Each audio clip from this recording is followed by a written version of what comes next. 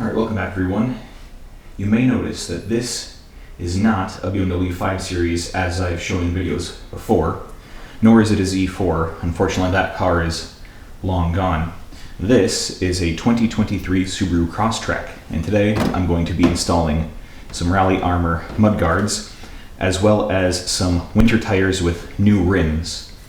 Unlike most people, I'm going to actually start with the back of the car, just to be a little different. The installation process for these mudguards is quite simple. It comes with everything you need, and there's only a couple tools that you are going to need to supply yourself to do this job, and I'll show you those right now. The tools you're going to need are a 7/16 combination wrench and either a number 3 Phillips screwdriver or a bit driver such as this. You do not need to remove the wheel or jack up the car for this. You can do this completely on the ground.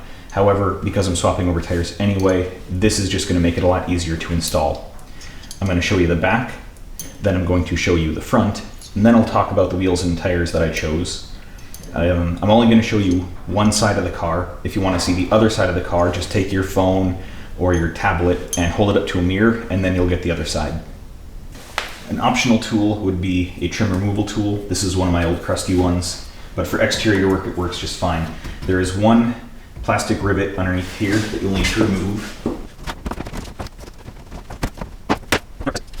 Next, you'll have to take your bracket and stick this bottom piece in between the outer fender bumper cover and the inside of the wheel well cover. But make sure that it goes behind this lip there. And then the hardware that's included for the rear of the vehicle, you'll have 2 of these plastic clips. These are what these wood or sheet metal style screws are going to screw into, which each have their own plastic washer. Then you'll have 2 stainless nylock nuts. Each of those will have its own washer, and those will just go onto the screw that's up here and the screw that's down there. So the plastic wood screws go in the 2 middle set pieces. Your nylock nut and washer will go on the very top, and the one on the bottom on the inside. Then your original push pin plastic rivet is going to go back where it came from. And of course, do not forget the mudguard itself. Actually, let me talk about this for a second. So these clips I really don't like because they are designed for too thin of a material. Even with this very thin bracket, it splays out the clip a little bit too much, and I'm just not a real big fan of that. I think Rally Armor maybe source a different clip for this. I think that's less than ideal.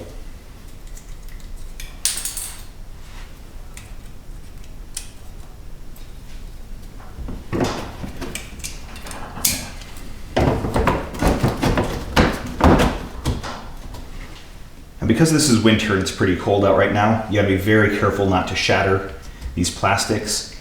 They are pretty soft, even at this temperature, but you never really know. I do have the benefit of this being a brand new car. It has under 300 miles on it. So that also helps the plastics be nice and pliable. An older vehicle that's had more UV damage and more age and heat cycles, it's gonna be a little bit tougher, so just be careful. All right, now that that is in place, make sure that you have the correct mudguard.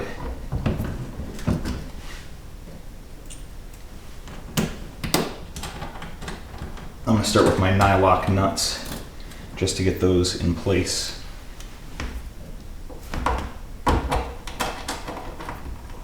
Because those are going to be a lot easier to put on than these things. Also, Rally Armor, why did you spec such a long screw? It could be half this length and still be okay. I just think that's a little excessive. You might be able to save some money and get a shorter screw, and I don't know, maybe there's something that I'm missing.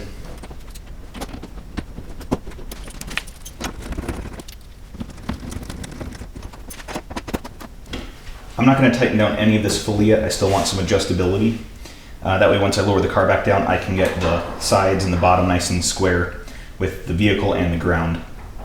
Otherwise, that's all it really takes for this side, and of course don't forget your plastic rivet in the bottom. All right, so now we're on to the front. Like I should have mentioned before, there's actually number 2 Phillips required for these plastic rivets. You have a slightly different bracket, and the mudguard is a little smaller. Otherwise, the process is nearly identical. So you'll have 1, 2, 3 plastic rivets, and then a 4th one right down here. You can't miss it. These just require a 1/4 turn. They pop out. If the whole thing spins, just put your finger on the outside portion and stop it and let the inside spin free. And these things pop out very easily. And there we go. There are those 4.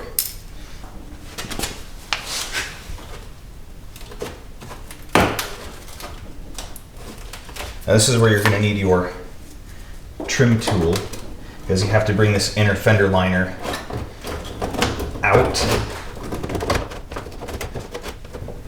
It may actually be easier to remove this one in here too.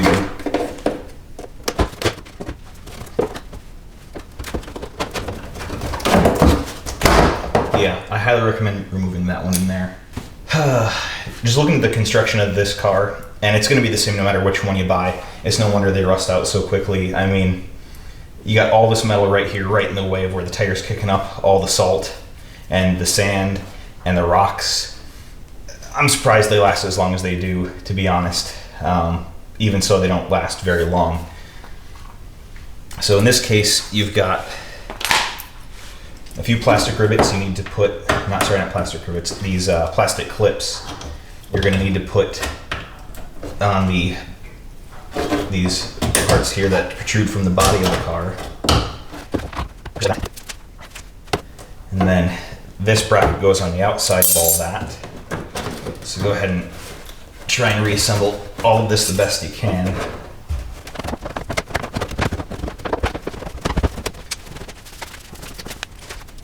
All right, I'm going to start here by installing the top screw for the mud flap. And this, you have to go back to your Phillips number 3. All right, so now that's just going to be hanging there. Next, you want to put your bracket in here and start with your next screw.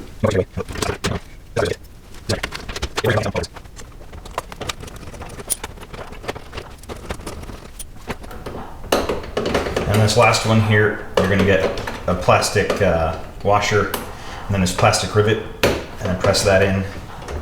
That's all that keeps it on that end. So then I guess we can start tightening these up from the middle outward. And before I get too carried away again, I'm going to replace the plastic rivet here for the bottom. And the rest should just be tightening it up. Now don't make it too tight yet, because once it's on the ground, you're going to want to adjust it to make sure that it's square. You'll be able to see most of it from here. And if it's not perfect, it's not that big of a deal. Not only that, but it's probably going to move as you go down the road, and eventually it's not going to be the same. So I don't think it makes that big of a difference. And that's all there is for the front. It's, I'd say, no harder than the back. So yeah, that's all there is to it.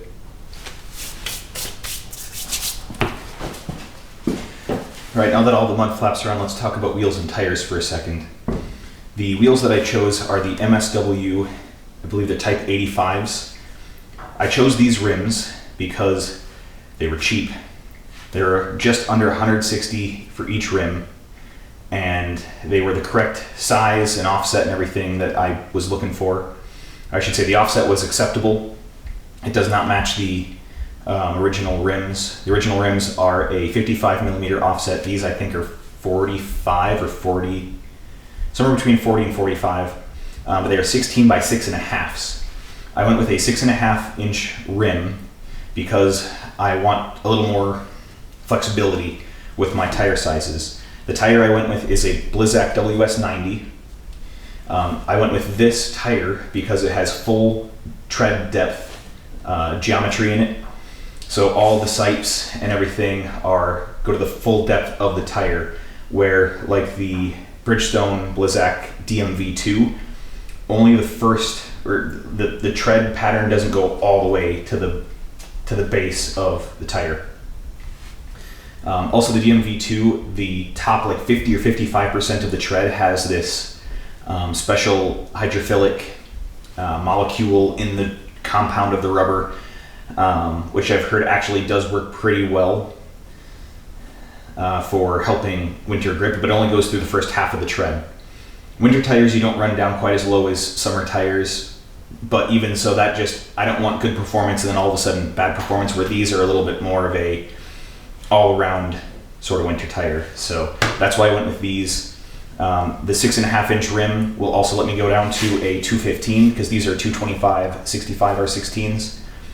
I would like the option to go down to a 215 if I want, and a 6.5-inch rim is going to help me do that a lot better. Plus this gives me a little more stick out on the rubber compared to the rim, so that way I don't risk beating up the rim quite so bad. Something that's very important when buying aftermarket rims is that you will almost always need a hub-centric rim. Here mine is kind of a pink magenta color. This is what helps the rim, the bore of the rim, seat properly on this locating feature on the hub of the bearing. So that's what I'm going to go with. So I got these wheels and tires off of TireRack.com, everybody's favorite online retailer for wheels and tires. I went with them just because with my work right now I'm pretty busy and I don't have time to mess around with dealing with other shops and stuff.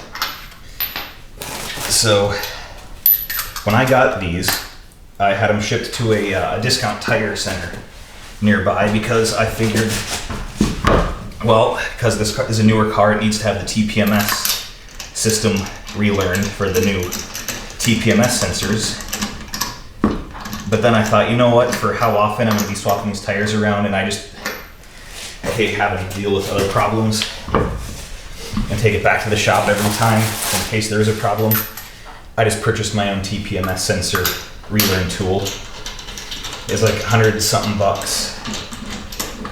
which, not super expensive, but also not super cheap. But to me, it is a tool of convenience more than anything. I just don't want to have to go into a shop every time to have them relearned if this car would need that. Not only that, but I don't like shops lifting up my car, well, my cars, any car that I have, because depending on the type of lift that they have, it can really scuff up the paint under the car, which will just cause more rust. And I'd rather avoid that if possible.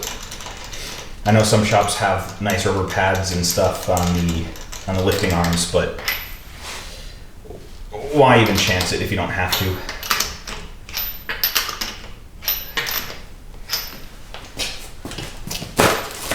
I just don't see a point.